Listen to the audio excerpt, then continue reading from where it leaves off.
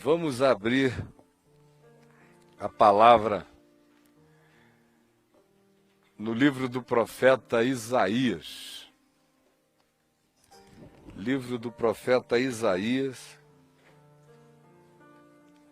Eu quero que você abra inicialmente no capítulo 9. Livro do profeta Isaías, capítulo 9. Mantenha-o aberto por enquanto aí. E todo mundo presta atenção agora aqui para mim. Este é o último domingo anterior ao Natal. Natal vai acontecer nesse interregno. Nós não vamos estar reunidos e nem precisa. Natal é todo dia. Natal não é um evento. Natal é um experimento existencial. Natal acontece quando alguém nasce de novo. Não é a data na qual Jesus nasceu, é a data na qual nós nascemos em Cristo, é Natal. Sem que a gente nasça em Cristo, nunca haverá Natal, ainda que soubéssemos a data do nascimento de Jesus, não haveria Natal. Ninguém sabe a data do nascimento de Jesus, para que a data do nascimento de Jesus seja a data do nosso novo nascimento em cada geração. Jesus nasceu todos os dias em que cada um aqui nasceu em Cristo. Paulo celebra o Natal em Gálatas dizendo: ai, vocês, meus filhos, por quem de novo sinto dores de parto. Dizendo, olha, há um processo natalino que não cessa nunca, do qual nós temos que ser celebrantes da consciência do que Deus fez encarnando-se entre nós, ao mesmo tempo em que nós somos objeto do próprio experimento e da própria experiência. Somos útero de Maria para Cristo nascer em nós. Somos manjedoura para Ele ter lugar em nós. Somos hospedaria para Ele ter casa em nós. Somos santuário para que Ele seja a nossa habitação no Espírito. Esse é o espírito do Natal no Evangelho. Ninguém se reunia para celebrar o Natal como uma data na igreja primitiva. Não havia nenhum dia especial, nenhum dia santo. Todo dia era dia santo, todo dia era dia de celebração. Esse Natal do dia 25 de dezembro é uma criação pagã. É o aniversário do deus Mitra, deus dos escravos romanos, que era um culto de homens, um culto de segredo, inacessível às mulheres, um culto de machos, uma confraria que cultuavam, sobretudo, a ideia expressa, simbólica, da vitória de Mitra sobre o touro, o que dava ao soldado aquela ligação e ideia de uma relação com um Deus que vencia as bestas, as feras. Era o Deus dos soldados. Um culto que ganhou uma popularidade muito grande no Império Romano, entre as legiões romanas, e quando, no século IV, o imperador Constantino decidiu se converter ao cristianismo, ainda que ele tenha deixado para se batizar apenas na véspera da morte, muitos anos depois, porque era uma conversão estratégica, política, porque ele descobrira que o império inteiro estava permeado de cristãos escravos de todos os matizes sociais, de todas as etnias, de todos os níveis. Era uma praga que tinha ganho metástase em 3 séculos, que nascera em Jerusalém e que se embrenhara por toda a Ásia Menor, tomara conta de todo o Império Romano. Já nos dias de Paulo, escrevendo aos Filipenses, ele fala da subversão do fato de que até na casa de César no palácio de César Imperador havia gente confessando o nome de Jesus Cristo como o Senhor. No entanto, com o passar dos anos, a essa igreja que cresceu não sem problemas, mas se capilarizou e tomou conta de todo mundo daqueles dias. Não com uma demonstração de poder, mas apenas de vitalidade, de organismos vivos, milhares de organismos vivos de fé, reunidos em lugares às vezes obscuros, escondidos, proibidos, não anunciáveis, porque a perseguição era frequente ou no mínimo intermitente, e a constância da suspeição era o status mais leve com o qual eles podiam contar. Mas é nessa opressão que eles cresceram tanto que chegou uma hora que o imperador disse: sem esse povo, eu não agrego mais esse império que está todo esfacelado e acabado. Aí ele iniciou um processo de cooptação dos bispos cristãos, começaram os favorecimentos, começaram as terras, as propriedades, começaram as isenções de impostos. Daí depois, não só isenções de impostos, iniciaram tributações para a igreja. Depois se obriga todo o império a aceitar a fé cristã como fé oficial. Aí vem aquela legião de pessoas não convertidas para dentro da igreja, porque outra coisa era quem se convertia pagava menos imposto. Aí mexeu no bolso, veio aquele monte de gente para dentro da igreja sem querer saber de Jesus, nem do evangelho, nem nada. Era só para estar na do imperador Constantino, pagar menos imposto e não virar cidadão de segunda categoria.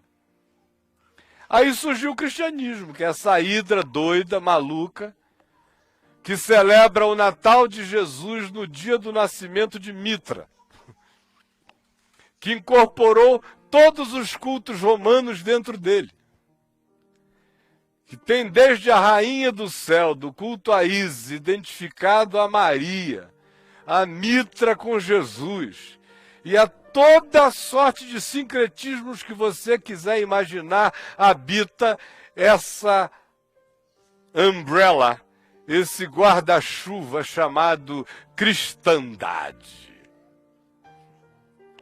Isso aí Jesus não criou. Isso aí não tem nada a ver com Jesus. Qualquer que seja a sua versão, nesse espírito não tem nada a ver com ele. Mas nem por causa disso, eu jamais tive qualquer problema com a data do Natal. Nem porque eu saiba que Natal acontece só como experiência existencial dentro de cada um de nós, e que se ele não for gestado em nós como uma experiência de Deus em nós, não há nenhum significado nessa celebração em nenhum momento, hora ou evento. Mesmo sabendo da corrupção da própria ideia do evento, e mesmo vendo nesses dias a morte do espírito de simplicidade, de fraternidade mínima que ainda congregava as pessoas até algum tempo atrás, em torno dessa data, ainda que a data não seja o importante, mas o momentum, pelo menos era um momentum de busca de encontro, troca, reconciliação, aproximação, família, aconchego, proximidade, conversas, de modo que o meu olhar do Natal, mesmo sabendo de todo esse sincretismo, nunca o misturei com ele porque ele era meu. E por que ele era meu? E continua a ser. Na data que eu escolhi, e continuarei também a celebrá-lo nesta. Primeiro, estou falando do meu Natal. Primeiro, porque meu pai conheceu a Jesus nas vésperas do Natal. Segundo, porque eu fiz profissão com ele no dia de fé, no dia de Natal, com 13 anos de idade, sem nem muita convicção, mas com convicção de que o que tinha acontecido nele era verdade. Eu fui fazer profissão de fé na fé do meu pai, grato porque era verdade. Tirei férias depois, um tempão, mas era verdade.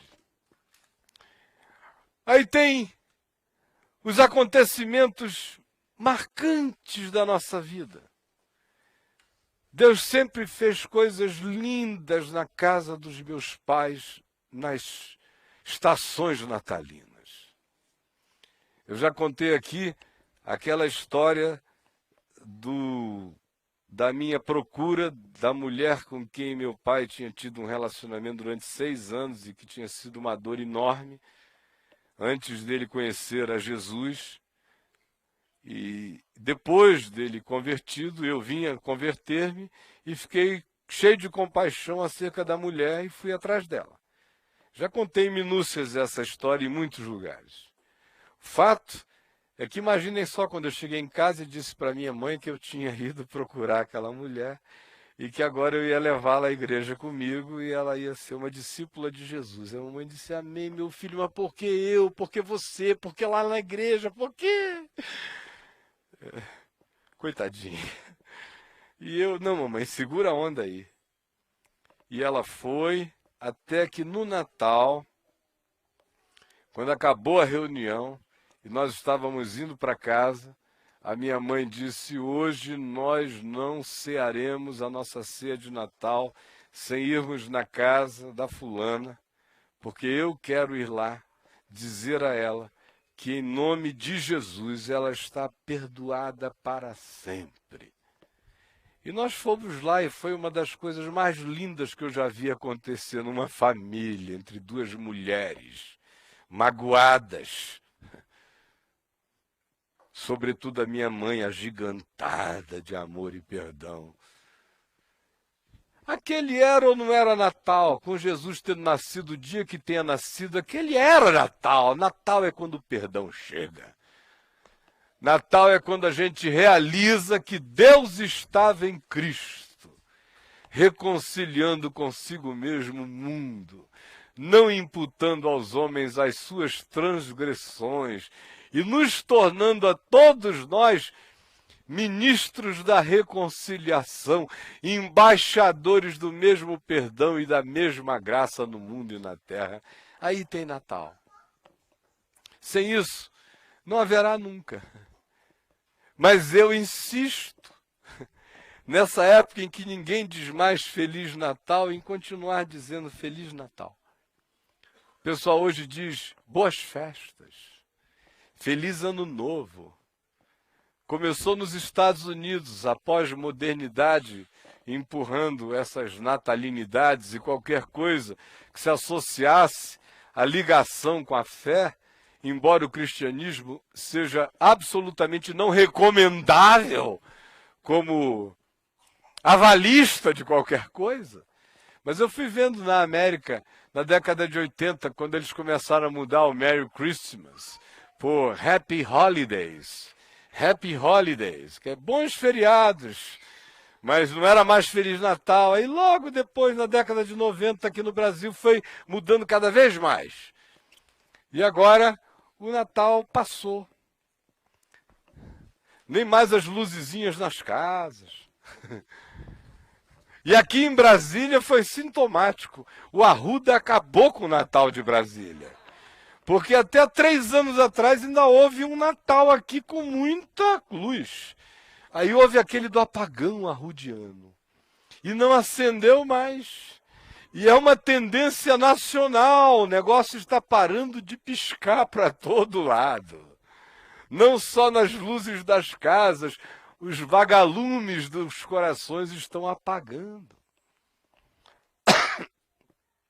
Apagando mesmo. E outra vez eu repito, não tem nada a ver com a data, tem a ver com o espírito, não importando datações. Nós não estamos falando de paleontologia, não queremos datar Jesus com carbono 14. Não é nada disso. Agora olhem bem para mim e abram Isaías no capítulo 9. Por quê? Porque eu queria que você lesse comigo hoje sobre o Natal contado 800 anos de Jesus nascer. O Natal antes dele acontecer historicamente. Segunda coisa que eu queria que você observasse, com todo carinho e atenção, é que existem falas de Deus sobre esse a quem ele enviaria. E depois existe uma fala absolutamente extraordinária de Jesus falando de si mesmo para Deus e para os homens. 800 anos antes da encarnação. E depois eu queria que a gente lesse ao final sobre o significado do que o Natal veio realizar, não como data, mas como experimento existencial que só se realiza pela fé no coração da gente. Primeiro Isaías 9, vamos ler? Quem lê na minha Bíblia, na versão que eu leio, que é a versão revista e atualizada da Sociedade Bíblica do Brasil, leia comigo em voz alta. Isaías 9. Mas para a terra que estava aflita, não continuará a obscuridade. Deus, nos primeiros tempos, tornou desprezível a terra de Zebulon e a terra de Naftali, mas nos últimos tornará glorioso o caminho do mar, além do Jordão, Galiléia dos gentios. O povo que andava em trevas viu grande luz, e aos que viviam na região da sombra da morte, resplandeceu-lhes a luz. Tens multiplicado este povo, a alegria lhe aumentaste.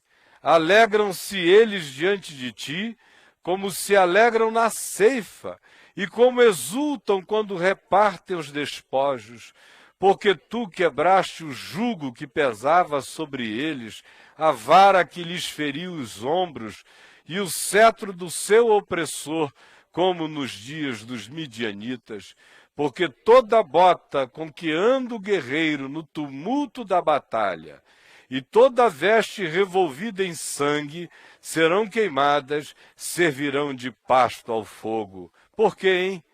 Porque um menino nos nasceu, um filho se nos deu. O governo está sobre os seus ombros, e o seu nome será Maravilhoso, Conselheiro, Deus Forte, Pai da Eternidade, Príncipe da Paz, para que se aumente o seu governo e venha a paz sem fim sobre o trono de Davi e sobre o seu reino, para o estabelecer e o firmar, mediante o juízo e a justiça, desde agora e para sempre. O zelo do Senhor dos Exércitos fará isto. Vocês lembram que quando Jesus começou a pregar na Galiléia, Mateus nos diz que ele se dirigiu a Galiléia para se cumprir a profecia de Isaías 9. Por isso ele foi para a Galiléia dos gentios. E o prosseguimento desse texto, 800 anos antes de Jesus nascer, estava nos dizendo que a resposta de Deus ao planeta não seria um advento cósmico, seria a irrupção desde o ventre de uma mulher de um filho que seria chamado Maravilhoso, Conselheiro, Deus Forte, Pai da Eternidade, Príncipe da Paz. E que seria no espírito dessa criança que haveria de surgir na terra um dia, um outro momento, mais adiante, quando dessa raiz a própria humanidade haveria de experimentar a reconciliação que todos os profetas sonharam, que todos os poetas da esperança poetizaram, que todos os seres de boa vontade desejaram, que todos os construtores de utopia tentaram alcançar, mas que só se realizará nele, no menino que já nos foi conhecido e revelado. E o capítulo 11 de Isaías agora continua nos dizendo: o que acontecerá por causa dele, por causa do que ele já fez, por causa do fato dele já ter reconciliado consigo mesmo todas as coisas, dessa raiz histórica do rei Davi, da qual Jesus procede segundo a carne. Isaías 11 diz: do tronco de Jessé sairá um rebento, e das suas raízes um renovo. Repousará sobre ele o Espírito do Senhor, o Espírito de sabedoria e de entendimento. Esse é o Espírito de Jesus. Esse é o Espírito que está sobre mim. Esse é o Espírito Santo que em nós habita. O Espírito de conselho e de fortaleza. O Espírito de conhecimento, não de ciência, conhecimento de Deus e de temor do Senhor. Deleitar-se-á no temor do Senhor, esse que é Jesus, que já nos foi designado. Todo o prazer dele é o temor de Deus, por isso ele disse: a minha comida consiste em fazer a vontade daquele que me enviou. Eu como a vontade de Deus. Todo o meu apetite é pela vontade de Deus. Deleitar-se-á no temor do Senhor. Não julgará segundo a vista dos seus olhos. Mulher, aonde estão os teus acusadores? Não foi o que ele perguntou? Depois que ele mandou embora sem vara, só com a vara da sua boca, todos os que queriam apedrejar a adúltera. Nem eu tampouco te condeno, vai e não peques mais. Não julgará segundo a vista dos seus olhos, nem repreenderá segundo o ouvir dos seus ouvidos. Não irá na conversa de ninguém. Não se deixará impressionar por calúnias a respeito de ninguém. Nenhum acusador, nem na terra, nem no céu, nem embaixo da terra, tem o poder de mudar o coração dele a meu respeito. Ele me conhece, ele conhece você. Não repreenderá segundo o ouvir dos seus ouvidos. Ele sabe que as vozes da mentira, do engano, das viradinhas, das distorções, das perversões, das desconstruções são infinitas. Ele não julga segundo a aparência, mas segundo a reta justiça. Mas julgará com justiça os pobres e decidirá com equidade a favor dos mansos da terra. Ferirá a terra não com uma vara, uma bomba atômica, é com a vara da sua boca. E com o sopro dos seus lábios matará o perverso anticristo e tudo aquilo que seja antivida. Um sopro.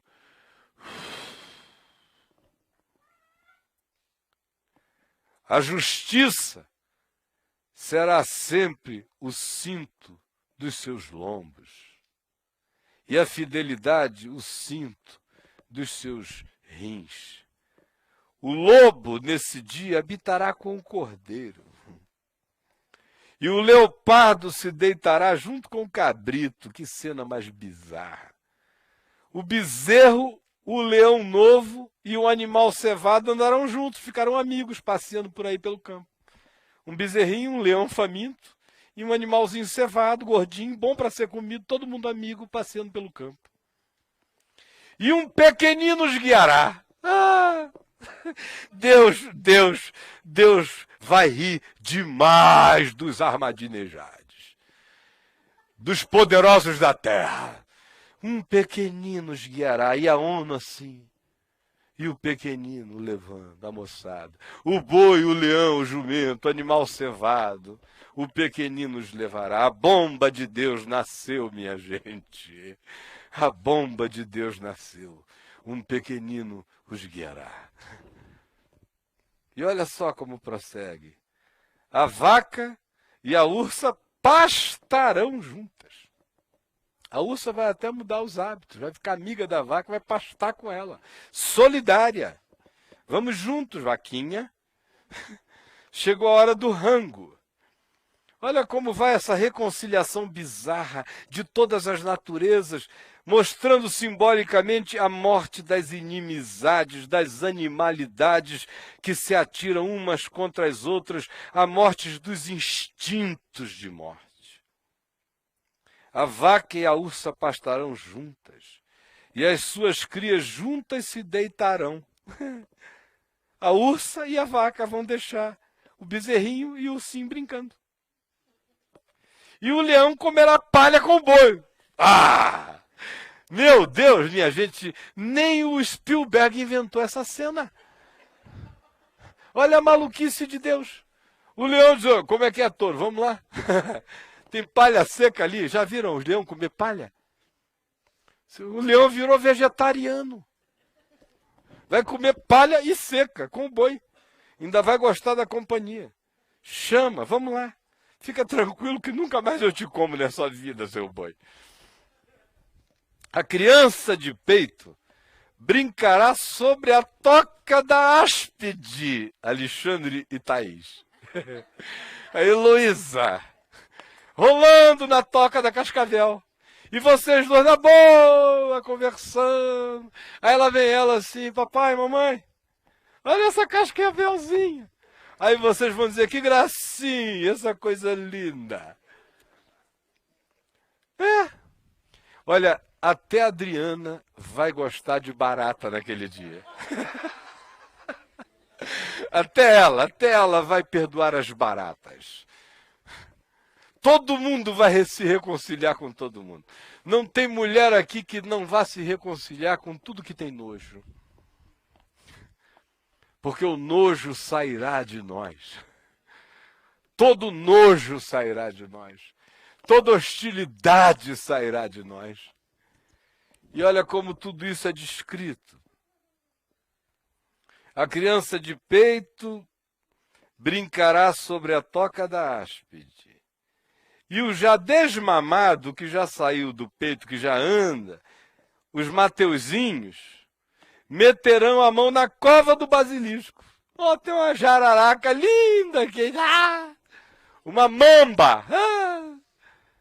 Puxa a naja lá de dentro. Puxa aqui. Nada, elas vão se gostar a beça. Vão acabar os legos, as crianças vão brincar com cascavel.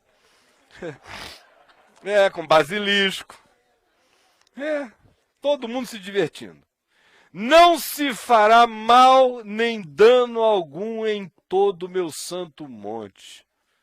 E a terra será toda ela um santo monte de Deus. Porque a terra se encherá do conhecimento do Senhor, como as águas cobrem o mar. Eu espero esse dia. Naquele dia, recorrerão as nações à raiz de Jessé, a Jesus, que está posta por estandarte dos povos.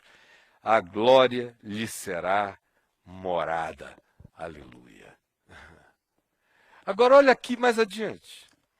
Quando você chega no capítulo 49, para eu não mostrar um monte de outros textos messiânicos aqui em Isaías, venha comigo para o capítulo bem mais adiante, que é o 49. Aqui no capítulo 49, a gente tem uma narrativa das mais fascinantes e belas e lindas para quem crê. Quem não crê só no máximo enxerga a literatura. Mas para quem tem fé, para quem acredita que Jesus é o ungido de Deus, é o Messias, é Deus encarnado, é Deus em Cristo se reconciliando com o mundo e chamando o mundo inteiro para debaixo da sua graça, de maneira unilateral. Quem tem essa consciência experimenta grande alegria ao ouvir esse diálogo de Deus com Deus sobre nós. Uma conversa de Deus com Deus sobre a gente. Um papo de Jesus, do Cristo eterno, acerca do Jesus histórico em relação a mim, amazonense perdido nas florestas, inachável. Quem me achou nas florestas do Amazonas? senão aquele que desde antes da fundação do mundo me queria para si. E que, para a gente não ir muito longe, expressa isso de maneira profética. Dentre centenas de expressões milenares que foram sendo feitas acerca dele em relação a nós, mas nessa aqui de Isaías, nenhuma é tão longa na completude eterna, desse que é desde sempre, desse em quem todas as coisas existem e subsistem e nele foram criadas, para quem todas as coisas são, mas que se autodesigna para tornar-se obediente até a morte, morte de cruz por nós. Olha o que ele diz desse tempo, dessa hora, dessa gente que somos nós, que não sabíamos dele nem poderíamos saber. Olha essa conversa 800 anos antes de Jesus, do Cristo eterno, sobre o Jesus da história. Isaías 49. Eu lerei, você ouvirá. Ouvi-me, terras do mar, que para o dizer antigo, no Oriente Médio, era tudo aquilo que estava para além do Mediterrâneo e era indevassável.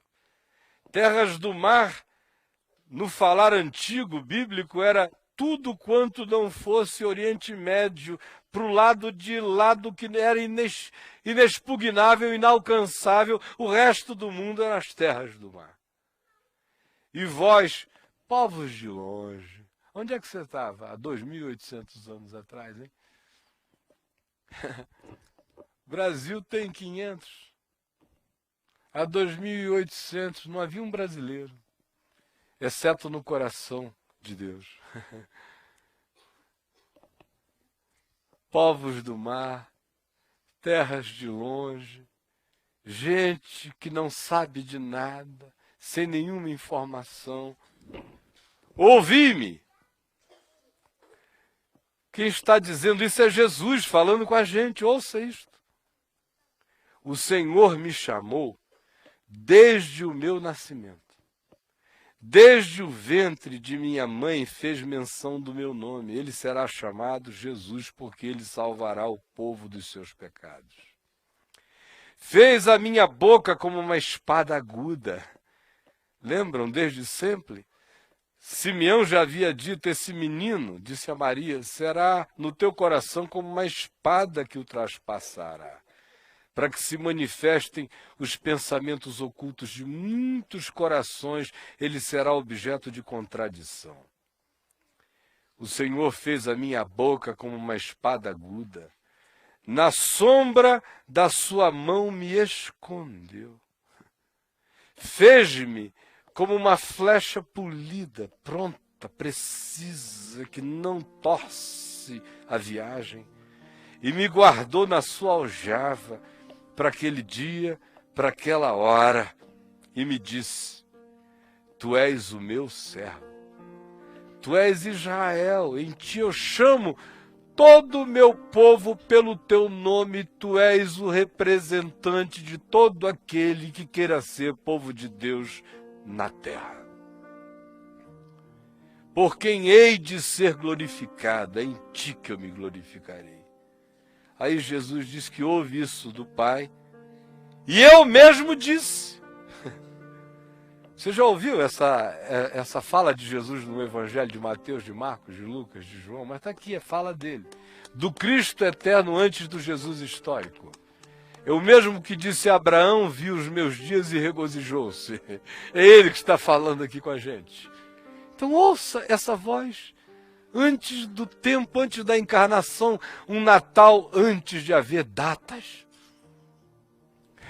Olha como o Natal é tão insignificante como data. Eu mesmo disse, quando ele me indicou, em vão tenho trabalhado, inútil e vãmente gastei as minhas forças. Não é à toa que você olha para o caminhar de Jesus e ele é cheio de suspiros. Até quando eu vos sofrerei? Até quando estarei convosco? E depois a coisa inteira termina numa catástrofe. Parece que tudo foi vãmente gasto. Todavia, diz ele, o meu direito está perante o Senhor, a minha recompensa perante o meu Deus. Quando você quiser pensar em Jesus, hostilizado, perseguido, ameaçado, que veio para os que eram seus e os seus não receberam, e que não foi acolhido, que não foi visto, que não foi discernido. Pense nisto aqui. Debalde tenho trabalhado, inútil e vãmente gastei as minhas forças, todavia o meu direito está perante o Senhor, a minha recompensa perante o meu Deus. Eu fico conhecendo a mente de Cristo quando eu fico sabendo que esse é o espírito da oração dele na presença do Pai. E agora pense nisso. Aquele que é designado para cumprir esses propósitos, na experiência com os humanos, diz: a experiência do encontro com o ser humano parece um trabalhar em vão. Apesar disso, de me sentir como quem vãmente gasta as suas forças, eu não me recompenso com as respostas. Eu coloco o meu direito perante o Senhor, meu Deus. Mas agora, diz o Senhor, isso é Jesus falando que o Pai tinha dito a ele. Mas agora diz o Senhor que me formou desde o ventre para ser seu servo, para que torne a trazer Jacó, que é o nome do Israel mais esfrangalhado, do Israel mais safado, do Israel mais calhordinha, do Israel mais tratante, do Israel mais barganhante. Ele diz: o Senhor me formou desde o ventre para ser seu servo, para que eu torne a trazer Jacó. Caio serve. Eu sou Jacó, não sei você, mas eu sou. E para reunir a Israel a ele, e Israel é mais do que o povo de Israel, é todos quantos confessam esse nome. Porque eu sou glorificado perante o Senhor, e o meu Deus é a minha força. Isso é o papo de Jesus com o Pai, com ele mesmo. Assim diz ele. Agora é ele dizendo o que o Pai falou a ele. Você percebeu que você está participando de uma conversa no Santo dos Santos? O pessoal fica querendo saber de religião de mistérios. Pelo amor de Deus. Entre no Santo dos Santos e assista essa conversa. Isso é misericórdia de Deus falando para fora do universo o que aconteceu nos escaninhos do eterno. Olha só o que Jesus nos diz que o Pai disse a ele. Assim diz ele acerca de mim, diz Jesus: pouco é o seres meu servo, para restaurares apenas as tribos de Jacó, e tornares a trazer apenas os remanescentes de Israel. É pouco. Aquela Ciro Fenícia, lembram dela? Que caiu aos pés dele dizendo: é pouco. Quando ele disse: eu não fui enviado senão as ovelhas perdidas da casa de Israel. A mulher que nunca tinha lido Isaías, o que a mulher disse? É pouco. É pouco. Olha, as migalhas que caem debaixo das mesas alimentam o mundo. A mulher conhecia Isaías sem nunca ter lido. E Jesus deu aquele grito, lembram? Ó, mulher, grande a tua fé. Porque teve gente que nunca leu a Escritura, mas ouviu a conversa. E tem gente que vive lendo a Bíblia e não escuta as conversas do pai com o filho. E a Ciro Fenícia, fora de todas as geografias da religião, sabia sem ter lido, sem ter sido informada. Porque o vento sopra onde quer e porque o Senhor é bom e a sua misericórdia dura para sempre. Assim diz ele: pouco é o seres servo, meu servo, para restaurares as tribos de Jacó e tornares a trazer os remanescentes de Israel. Também te dei como luz para os gentios. Aí entro eu na história. Entra você. Entra o Brasil. E o que lhe pariu também. Portugal. Para você não pensar mal. Entra todo mundo. Todos nós. É pouco. Só para Israel? Só para Jacó? É bobagem. A Ciro Fenícia vai ter razão um dia. A grande teóloga Ciro Fenícia assustar-te-á no dia do teu susto.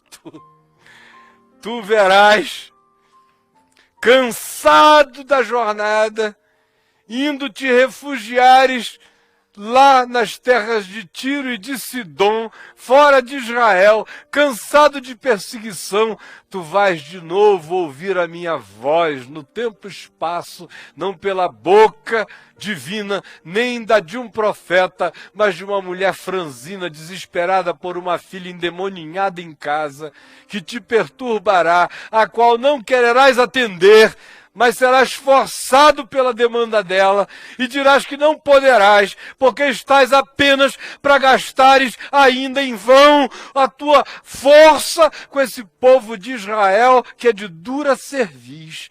E ela te assustará dizendo que nada, pouco é para ti, seres apenas restaurador de Jacó. Dessa mesa que tu serves, até as migalhas salvam o mundo. Podem chegar a todos os gentios.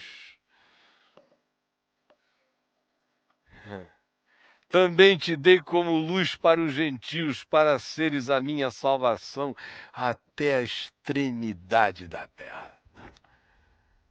Até a extremidade da terra. Agora olha aqui para mim. Nesse Natal, quando você pensar no planeta, não fique pensando com categorias do cristianismo, que divide a Terra em Ocidente, Oriente e Ocidente. O Ocidente é quase todo cristão, o Oriente é cheio de multifacetamentos. Aí a gente vai ficando com essa cabeça de uma geopolítica perversa que não tem nada a ver com Deus. Deus não conhece nada disso. Ele foi designado, Jesus, aqui se diz, para ser salvação até as extremidades da terra.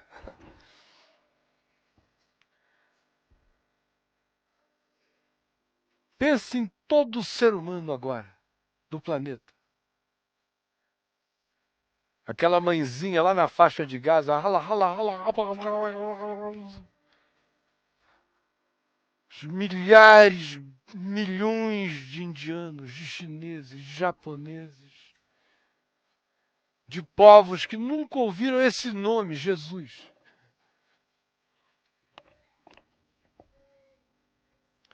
E eu pergunto a você, você acha que porque a igreja nunca chegou nesses lugares anunciando o nome de Jesus, Jesus não se anunciou a essas pessoas?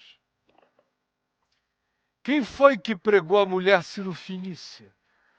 Para que ela tivesse o entendimento de Isaías 49, que teólogo nenhum em Israel tinha. Nicodemos não entendia nem as coisas que Jesus dizia a ele, o teólogo de Israel. Tu és mestre em Israel e não compreendes estas coisas? Quando você pensar no mundo, fique sabendo de uma coisa. Eu tenho o privilégio de andar pela terra como embaixador de Deus, ministro do Evangelho, anunciando reconciliação aos homens, rogando a todo homem que se reconcilie com Deus, porque Deus com ele já se reconciliou unilateralmente. No entanto, se eu não chegar, se você não chegar, se a nossa voz não se fizer ouvir, nem por causa disso Deus ficou sem sua própria voz. Como Paulo diz em Romanos 10, citando Salmo 19, por toda a terra se faz ouvir a sua voz e a sua palavra até os confins do mundo. A mulher cirofenícia não tinha ouvido ninguém, mas o coração tinha ouvido um segredo, que não chegou dizendo, olha, lê Isaías 49, versículo 18. Não, foi só uma certeza. Pá! Procura ele, vai lá onde ele está, bate na porta, arromba a porta de Deus, diz para Deus que é pouco você é apenas o salvador da casa de Jacó, que as migalhas podem chegar e salvar a terra inteira, que na tua casa qualquer migalha expulsa todos os diabos e que você não aceita menos. Vai lá e diz isso para ele.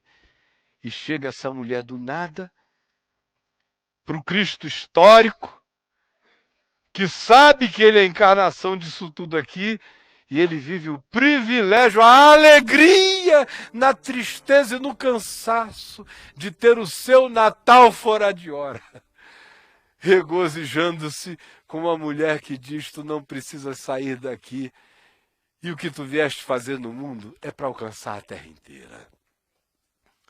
Então, quando você pensar agora no mundo, não o divida em religiões. Não há nenhum budista que não vá ouvir a voz de Deus, assim como não há nenhum cristão que não vá. Até os cristãos irão. Lembra de Joel, capítulo 2, verso 28, que fala do grande derramamento do Espírito Santo sobre toda a carne? Se diz, naquele dia derramarei do meu Espírito sobre toda a carne.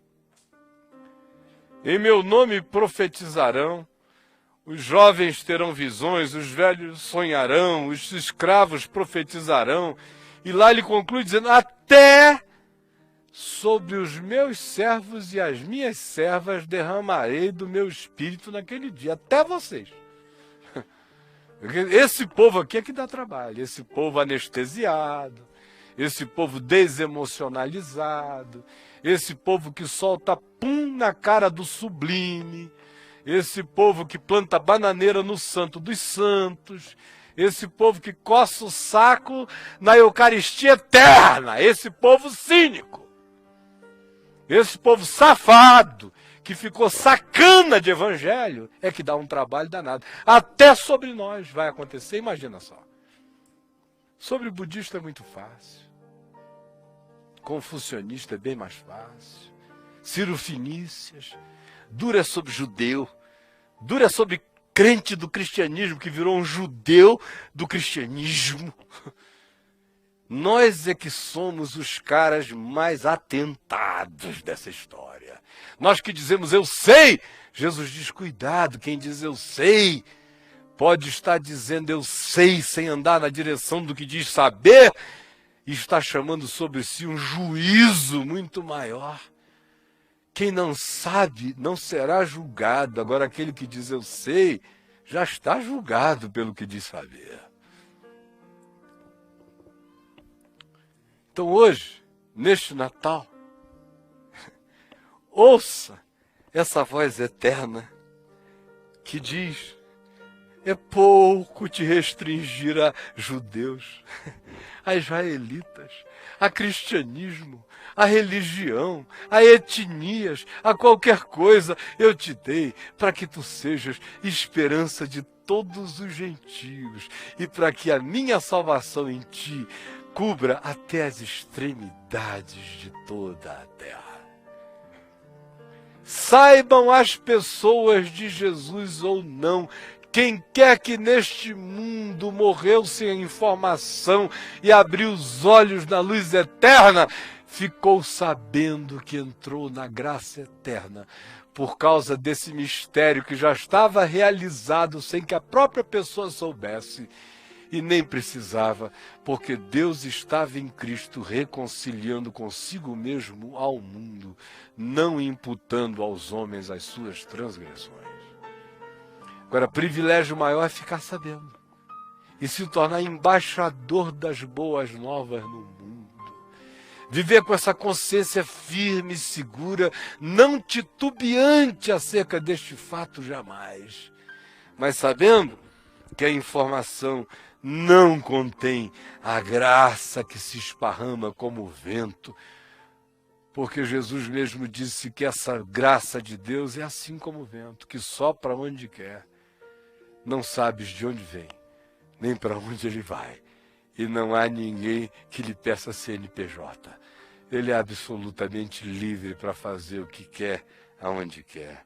Assim diz o Senhor, o Redentor e Santo de Israel, ao que é desprezado. É interessante que se diz isso de Jesus, que ele seria para todos, e ao mesmo tempo se afirma, assim diz o Senhor, o Redentor, o Santo de Israel, a esse Jesus, o Cristo,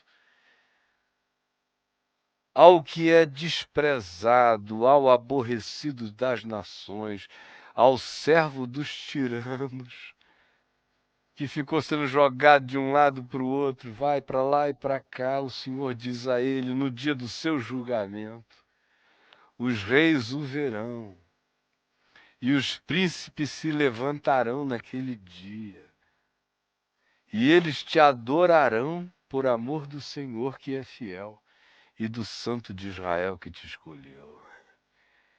Hoje, você ouve no mundo, e por causa do cristianismo perverso, como diz Paulo em Romanos no capítulo 1, o nome de Deus é blasfemado no mundo por nossa causa. Apesar disso, no entanto, fique sabendo, de todo o seu coração, que Jesus, que é aborrecido, que é desprezado, que de todos é visto como emblema louvável e no trazer para a experiência da vida é desprezado e é rejeitado e é visto cada vez mais como coisa de somenos. Num mundo de complexismos tão extraordinários, que mensagem de amor é essa que haverá de ser o centro pivotal de todas as coisas? Não há uma única autoridade na Terra que creia nisso. Eles creem nas armas, nas bombas, nos poderes. Mas vai chegar o dia em que esse que é o aborrecido e desprezado das nações, todo joelho a ele se dobrará, e toda língua acerca dele confessará que ele é o Senhor, para a glória de Deus o Pai. Os reis o verão e os príncipes se levantarão, e eles te adorarão por amor do Senhor que é fiel e do Santo de Israel que te escolheu. Agora imagina Jesus ali na frente de Pilatos, com Pilatos dizendo, por que tu não falas? Eu tenho o poder de te libertar ou de te mandar prender. Jesus diz, tu? Tu? Ó, eu não vou nem considerar que eu estou falando uma escala muito baixa aqui com você. Pecado maior tem quem está sobre ti. Ele transferiu o negócio, já que o negócio é na instância política, vamos tratar logo de Tibério Imperador. Aquele que te deu essa autoridade tem culpa maior. Agora, no coração dele, ele está ali com coroa de espinhos, todo esfolado. Mas o que ecoa dentro dele? Ecoa essa palavra eterna, da qual ele se alimenta. Hoje tu és o aborrecido das nações, o desprezado dos tiranos, o rejeitado de todos. Mas eu te designei. E chegará aquela hora em que todos os Tibérios estarão de joelho, em que todos os Napoleões estarão curvados, em que todos os Hitlers estarão rastejantes, em que todos os seres com poder na história, do primeiro homem até ao último que venha a viver, todos eles se curvarão diante de ti.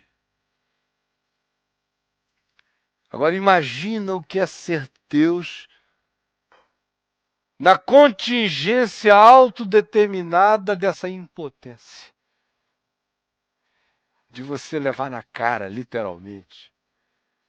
De levar na cara, de levar na cara, de levar na cara, de levar na cara, de levar na cara, de levar na cara. Aí, como alguém essa semana me perguntou no Papo de Graça, por que que Deus não faz alguma coisa? Por que que ele não se levanta e quebra logo esse negócio todo?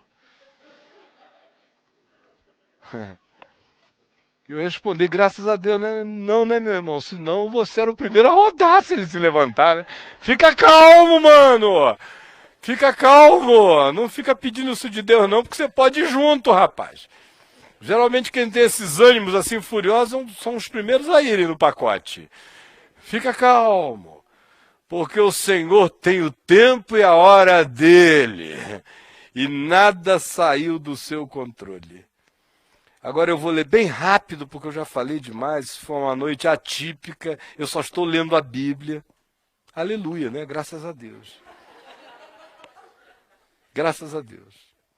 Vou ler do verso 8 em diante, prestem atenção. Assim diz o Senhor.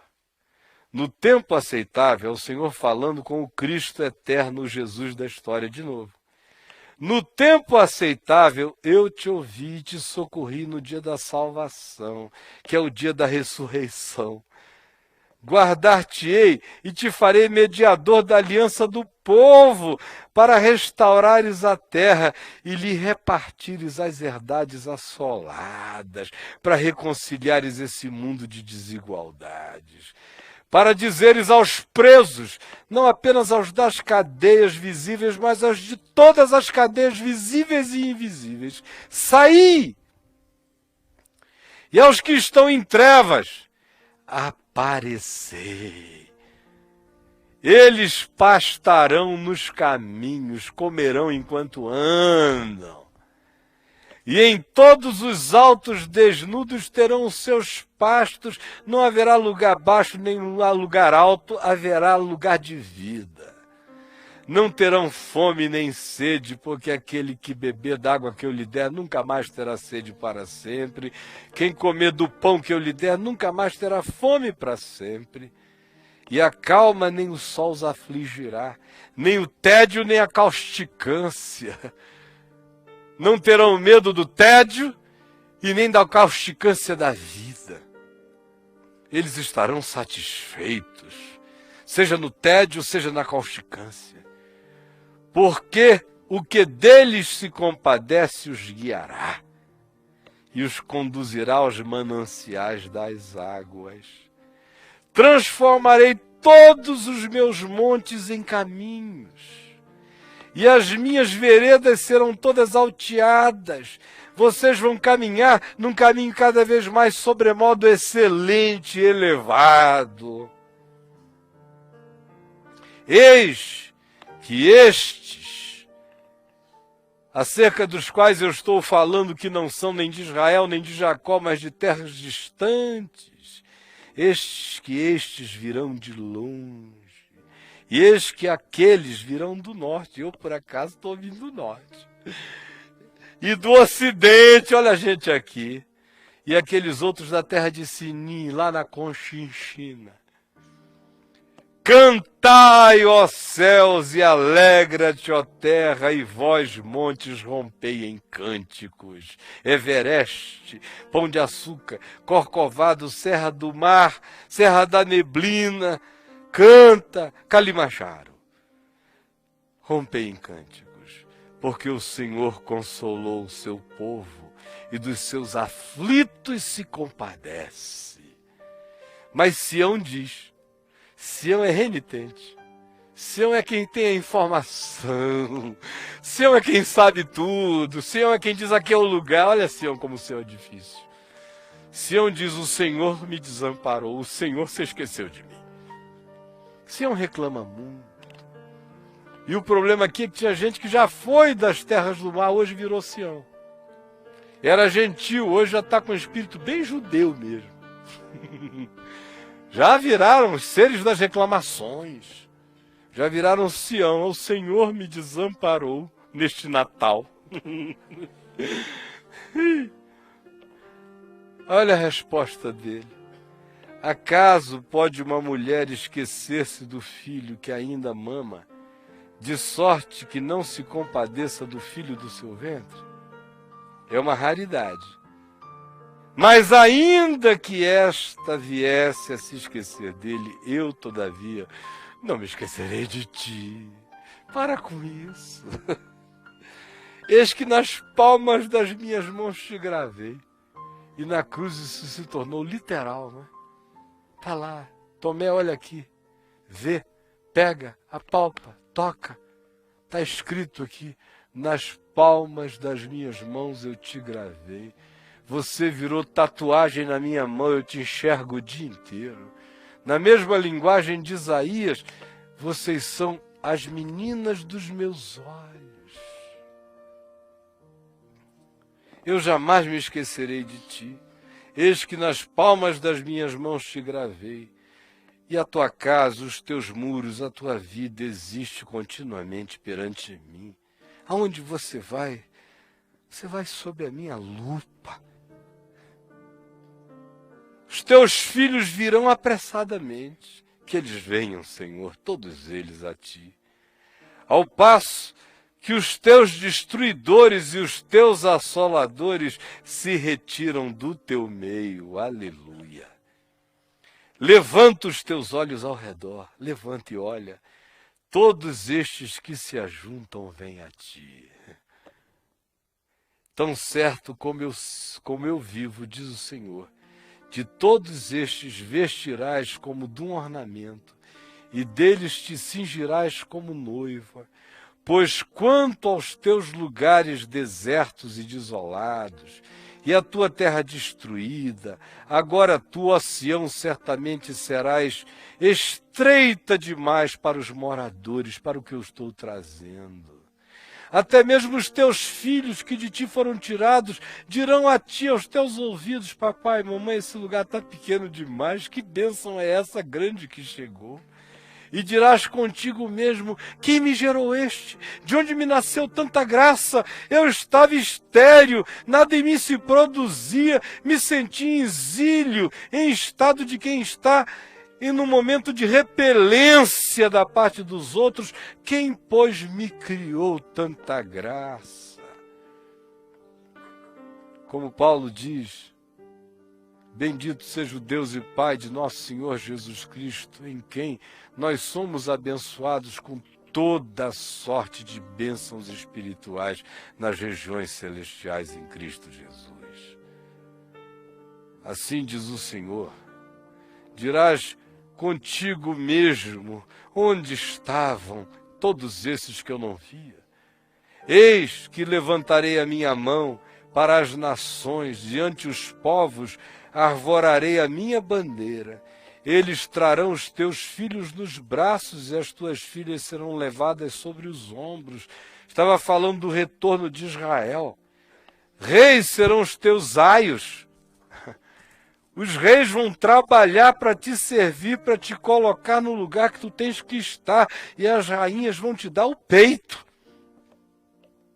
Diante de ti se inclinarão com o rosto em terra e lamberão o pó dos teus pés, e saberás que eu sou o Senhor, e que os que esperam em mim nunca serão envergonhados. Tirar-se-á a presa do valente? Acaso os presos poderiam fugir ao tirano? Não. Mas assim diz o Senhor, por certo que os presos se tirarão aos valentes, e a presa do tirano fugirá, porque eu contenderei com os que contendem contigo, e salvarei os teus filhos. Sustentarei os teus opressores com a sua própria carne. Quem te faz mal, se quiser comer alguma coisa, vai ter que comer a própria carne, mas a tua não. e com o seu próprio sangue se embriagarão. Se quiserem tomar porre, vão ter que beber seu próprio sangue. O teu não, nunca mais. Todo homem saberá que eu sou o Senhor, o teu Salvador e o teu Redentor, o poderoso de Jacó. Eu poderia continuar lendo o 54, o 53, o 54, o 55, mas não dá. Chega! Natal está aqui, minha gente. É hoje. É tudo isso aí. É esse segredo do Pai com o Filho que nos foi revelado. Esse era o mistério oculto, antes oculto e agora a todos nós revelado, que essa graça se estabeleceu, que um Filho se nos deu, que o governo está sobre os seus ombros. E ele será chamado maravilhoso, conselheiro, Deus forte, Pai da eternidade, príncipe da paz. Ele é aquele que traz todas as reconciliações. Ele é aquele por quem nós temos que nos deixar guiar. Ele é o menino resposta às complexidades do mundo. E ele é aquele que desde a eternidade está designado para ser salvação a todos os povos. Isto é Natal. Quem tem essa consciência vira um ventre para a gravidez de Deus agora. Vira Maria. Quem tem essa consciência diz, Senhor, eis aqui está o teu servo, a tua serva. Cumpra-se em mim a tua vontade. Eu quero ficar grávido de Deus também. Que o meu Natal seja a minha gravidez de Deus, em nome de Jesus. Quem quer ficar grávido de Deus, coloque-se em pé.